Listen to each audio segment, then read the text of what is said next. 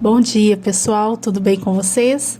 Hoje nós vamos fazer a correção do PET volume 2, semana 1. Pegue o seu material e vamos corrigir juntos. Nessa semana do PET, nós lemos um conto que se chamava O Menino que Escrevia Versos. Depois que você leu o conto, respondeu as seguintes questões que vamos corrigir agora. Número 1. Há diversos modos de analisar o papel que uma personagem desempenha em uma história. Vamos ver algumas dessas classificações? Letra A.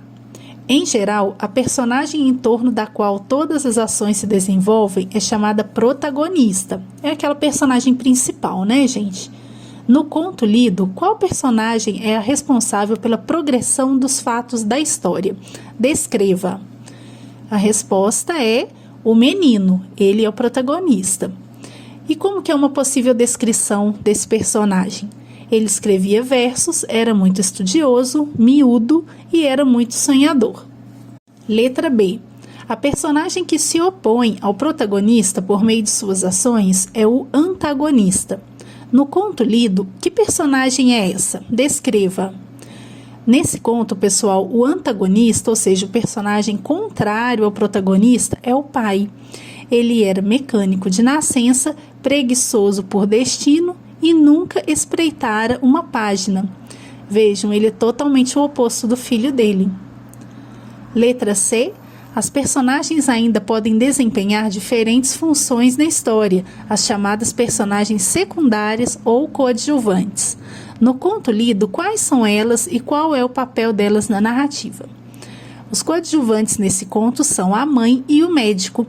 A mãe defendeu os estudos do menino e o levou ao médico, que recebeu o menino para consulta e recomendou sua internação no consultório. Número 2. O conto é uma narrativa geralmente curta, em que as ações das personagens se desenvolvem a partir de um único motivo. Letra A. Qual evento desencadeia as ações da personagem protagonista? Resposta: o fato de o menino escrever versos. É esse fato, é essa ação que desenrola todos os acontecimentos do conto. Letra B. O objetivo da personagem protagonista representa seu objeto de desejo. Assim, ao ser afastado dele, instaura-se o conflito. Na narrativa lida, qual é o conflito vivido pela personagem principal? Resposta: os pais não aceitam bem o fato dele escrever versos. Letra C. O fato de o menino escrever versos incomoda bastante seu pai.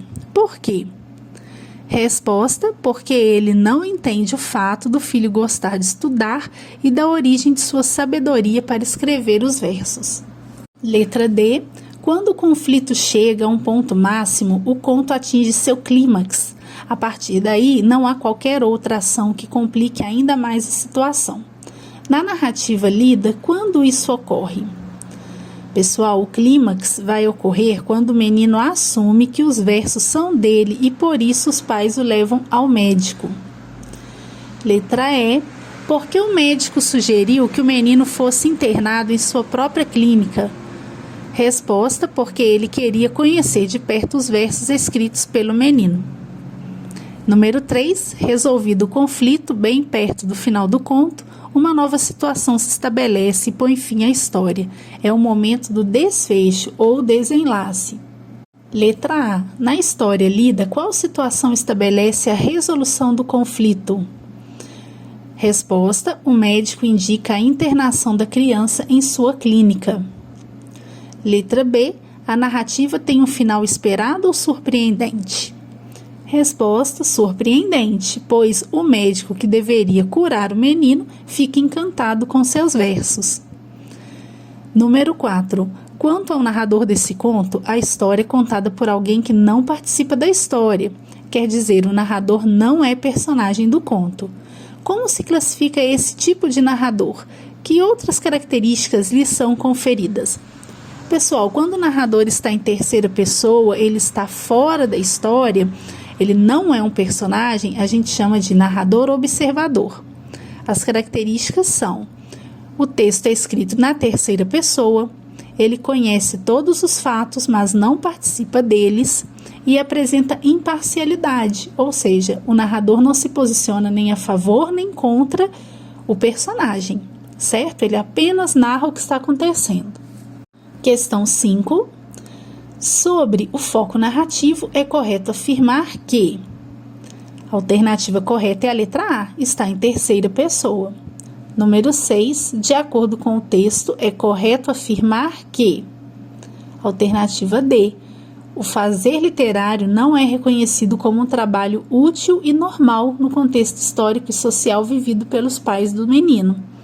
Observem que no texto, os pais, especialmente o pai, né, são pessoas simples, pessoas aparentemente sem instrução.